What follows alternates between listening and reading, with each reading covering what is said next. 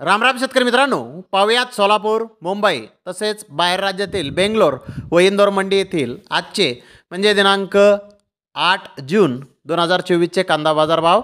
चला तर मित्रांनो जाणून घेऊयात कोणत्या मार्केटमध्ये आज कांदा भावाची आवकेची परिस्थिती नेमकी कशी आहे. तर मित्रांनो आज कांद्याच्या भावामध्ये सुधारणा ही झालेली आहे.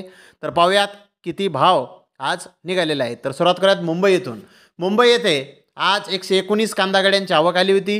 गोळा साईज कांद्याचे काही लॉट 2800 ते 3000 रुपये क्विंटलपर्यंत विकले. त्या खालोखाल मोठे साईज कांदे 2500 ते 2700 रुपये क्विंटलपर्यंत विकले.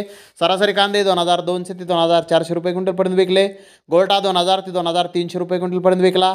गोल्टी 1000 ते 1800 रुपये क्विंटलपर्यंत विकली. चोपडा खाद 1000 ते 1800 रुपये क्विंटलपर्यंत आज मुंबई येथे विकला आहे. तर मुंबई येथे चांगली सुधारणा आज कांद्याच्या भावामध्ये झालेली आहे.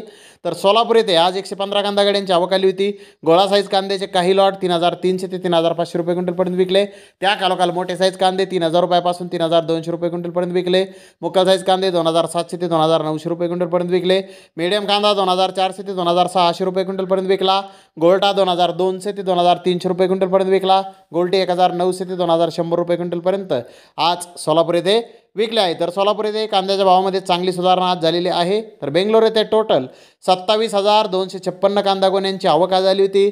महाराष्ट्रातील मीडियम कांदे 2600 ते 2700 रुपये क्विंटलपर्यंत आज बेंगलोर येथे विकलेले आहेत. तर जास्तीत जास्त महाराष्ट्रातील कांद्याला 3400 रुपये क्विंटलपर्यंत आज बेंगलोर येथे बाजारभाव निघालेला आहे. तर इंदोर मंडी येथे आज 35,000पेक्षा जास्त गोण्यांची आवक आली होती. सुपर क्वालिटीचे कांदे 2000 रुपयापासून 2500 रुपये क्विंटलपर्यंत विकले.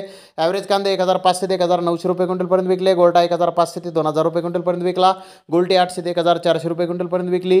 तर 1-2 लॉट 2600 ते 2700 रुपये क्विंटलपर्यंत आज इंदोर मंडी येथे कांदे विकले आहेत. तर इंदोर मंडी येथेही कांद्याच्या भावामध्ये आज सुधारणा दिसून येत आहे. तर धन्यवाद मित्रांनो, आपण माझा व्हिडिओ शेवटपर्यंत पाहिल्याबद्दल. व्हिडिओ आवडल्यास लाईक करा, शेअर करा.